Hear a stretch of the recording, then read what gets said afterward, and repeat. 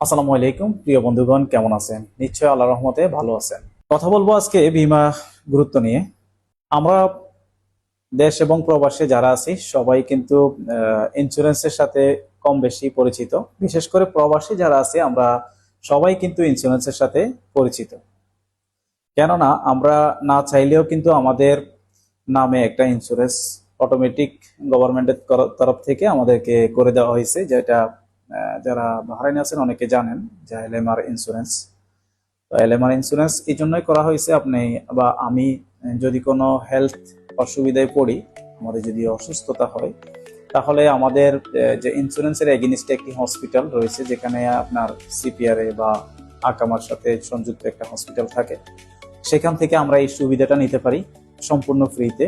চিকিৎসা এবং ওষুধ থেকে শুরু করে সবকিছু আমাদেরকে ফ্রিতে দেয়। তো সেম সুবিধাটা কিন্তু আমাদের বাংলাদেশে চলে আসছে। আমাদের বাংলাদেশে বিভিন্ন বীমা রয়েছে, বিভিন্ন প্রকল্প রয়েছে, 5 কিস্তি প্রকল্প এবং শিক্ষা বীমা, তারপরে আপনার স্বাস্থ্য বীমা, অগ্নি বীমা, যান্ত্রিক বীমা, অনেকগুলো বীমা রয়েছে। তার মধ্যে আমি একটা বীমা কোম্পানির নাম বলবো, যেটা হচ্ছে সোনালী লাইফ ইন্স্যুরেন্স, যেখান থেকে আপনি স্বাস্থ্য বীমা, শিক্ষা বীমা এবং 5 কিস্তি বীমা, এই প্রকল্পগুলো আপনি নিতে পারেন।